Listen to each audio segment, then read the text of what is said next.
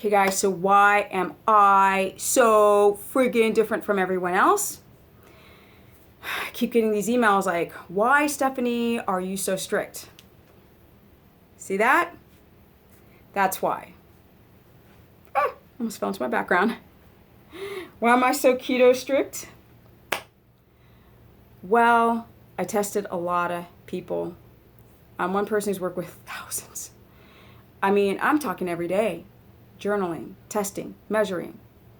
And I've said this before in other videos, it came very quickly to the conclusion that the body is not used to agriculturalized foods, let's put it that way. I mean, in the wild, you wouldn't have like a cabbage patch or broccoli. Broccoli is actually cabbage. People don't understand we've manipulated our foods so much, modified, hybridized, like twisted, mutated. And so, oh, I'm going to do a video about this next, about the milk thing. We've done a lot to our food source. And so people weren't adapting in the first year when I was coaching people. And I was like, but why not? I mean, have your cheese and like your nuts. And I always knew that caffeine was a problem because like, duh, it spikes your blood sugar, right? Adrenaline, cortisol. I mean, hello people, come on now. But after the first year and people allowing me to test with them with a glucometer, ketones every day, glucose every day around everything, exercise, cheese, nuts, olive oil, olives, like it, leaky gut, sleep, working out at night, you name it, I tested it. And people just were not adapting.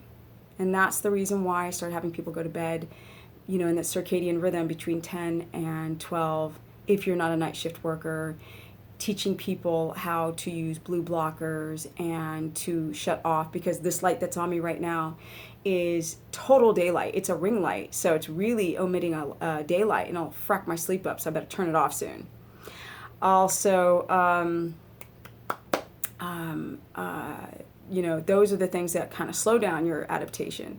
But what speeds it up is the fact that you are going to bed early. You do check to see if you have a gut dysbiosis. You know, you might have candida overgrowth beyond measure, right? And there's certain foods that are touted as healthy will cater to that candida, like rice vinegar, white wine vinegar, like nuts that have a lot of mycotoxins on them, coffee that has, the coffee bean has a lot of mycotoxins on it, chocolate, believe it or not. There's a lot of things that will, are also like the grains and things will continue with the permeability of your body. People who start to develop histamine intolerance and still are eating those foods, they're high histamine and their gut just never gets better and their poop's floating and they're D deficient. So that's the reason why I've become so darn strict on keto. Yes, yes. That's why I'm different than everyone else. Because once we start like eliminating potentials and then slowly adding back in and see what reacted, people started to adapt.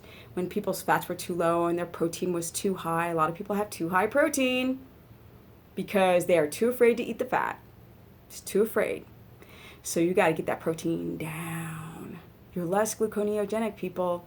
You become less insulin resistant and be more insulin sensitive. So it only takes a little bit of insulin to do a big job to push those amino acids into the muscle cell. And as you guys can see, I'm not flat. I'm very bubbly and round. And this is not genetics. This is epigenetics. So if you guys want to learn more about my 30-day challenge, you can still join after January 15th.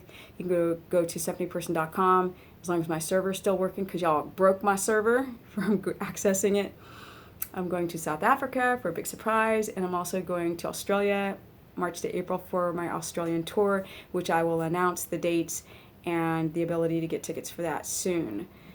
I'm a hard worker, people. I'm going to catch a plane tomorrow. Peace. Wish me luck.